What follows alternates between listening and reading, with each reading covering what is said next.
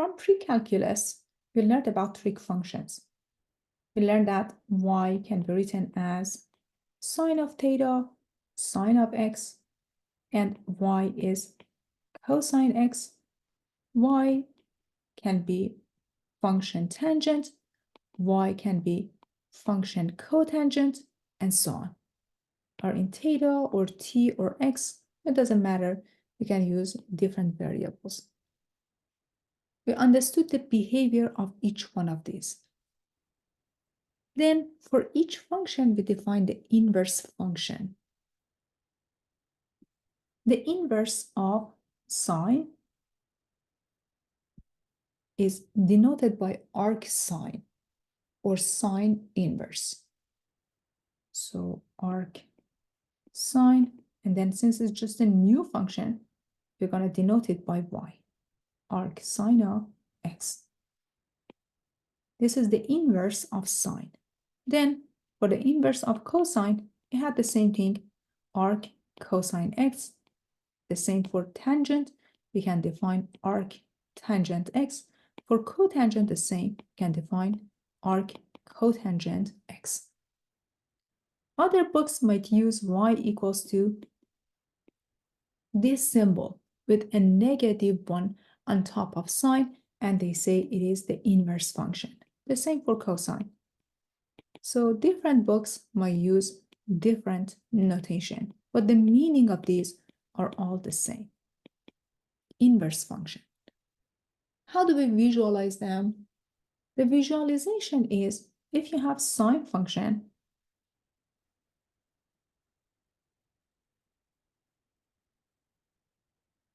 on the interval that it is 1 to 1, right?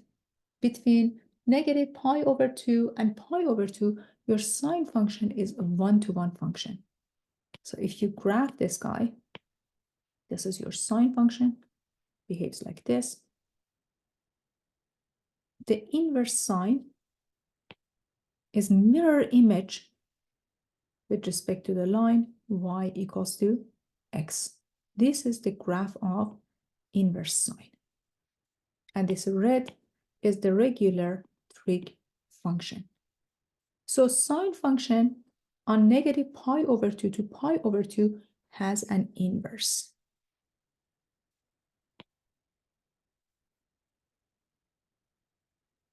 So when you're talking about your inverse function, you have to switch the domain and the range.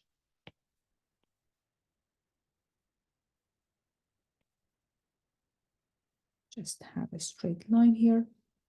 So this is your inverse sine or arc sine. When you're talking about this, the domain is equal to -1 to 1. Remember that. Let me erase sine here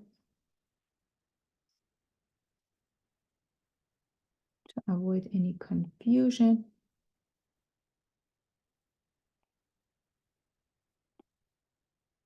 So this is your sine, and this is your inverse sine. So for your inverse sine, the domain is equal to -1 to 1, and the range is equal to -pi/2 and pi/2. For the cosine function, we have the same definition, right? If you have a 1-to-1 function, then you can define the inverse of that function. For cosine function, we're going to take the domain 0 to pi. So here, 0 to pi, and then this is your cosine function. And then the inverse is going to be this guy here.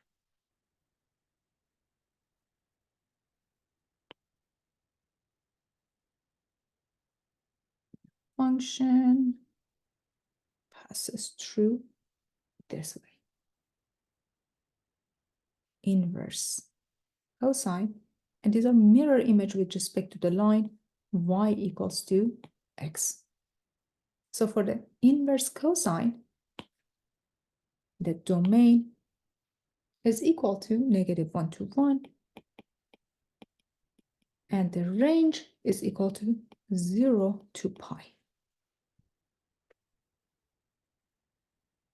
Remember tangent function. For tangent function,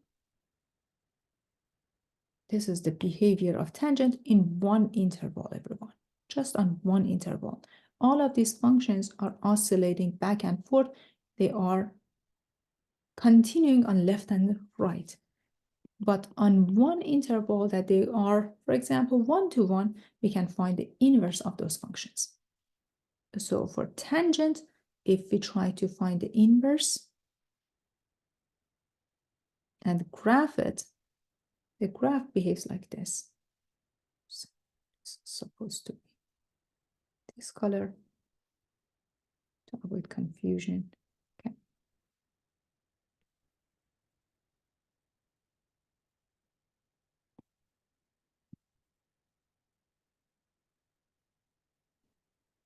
So this is inverse cosine of x, and for your tangent, it behaves like this. Very good.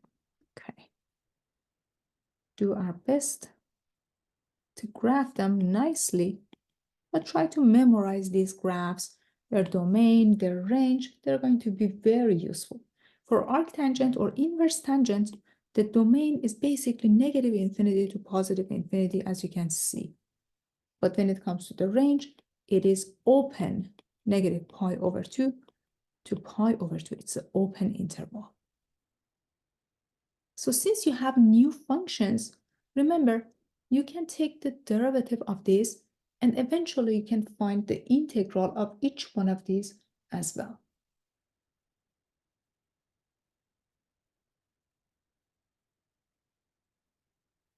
Hopefully you remember the derivative of these functions. Let's go to the next page and write down the derivative of these functions. For the derivatives that you learned in elementary calculus, if you have inverse sine of x and you're taking the derivative, it is equal to 1 divided by square root of 1 minus x squared. So why it is useful? Because since you have the antiderivative, you can find the integral. The integral of 1 divided by square root of 1 minus x squared with respect to x is arc sine or inverse sine of x plus c. The derivative of inverse cosine is equal to -1 divided by square root of 1 minus x squared. So the integral of, you can just go back and forth between these. The integral of 1 divided by 1 minus x squared, -1 here, or negative dx divided by square root of 1 minus x squared can be written as inverse cosine of x plus c.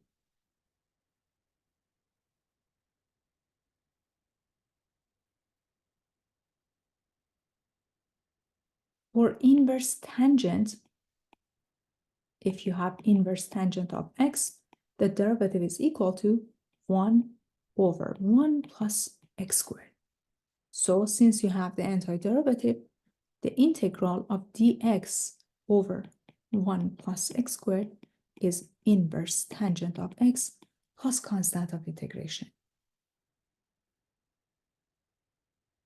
For cotangent, you just have a negative on top. The denominator is the same.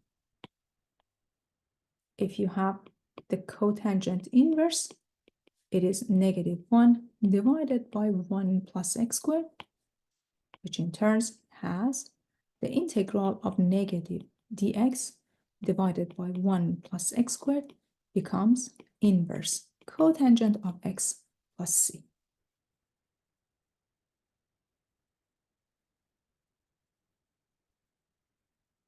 I expect you to ask, what if we have something else. What if we have like u?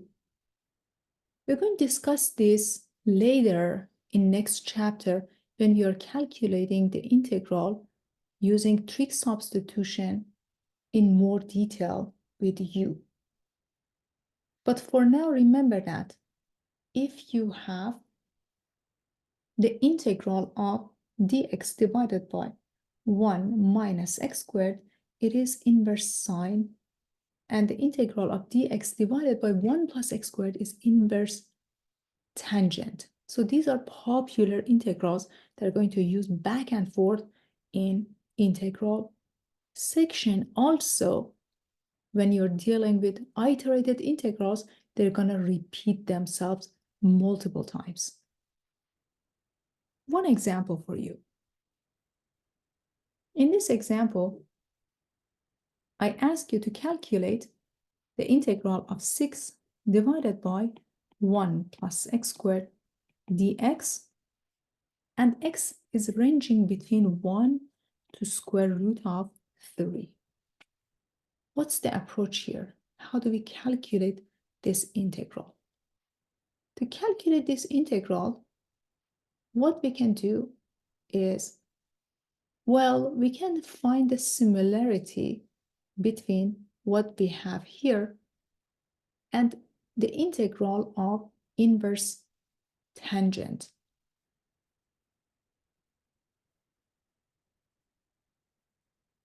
So if you write down 6 outside your integral, what do you have?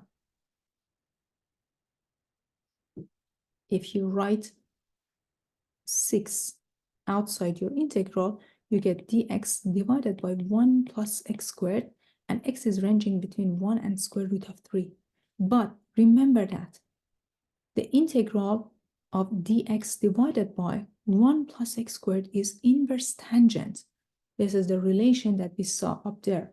So this guy can be written as 6 times arctangent or inverse tangent of x, as x is ranging between 1 to square root of 3.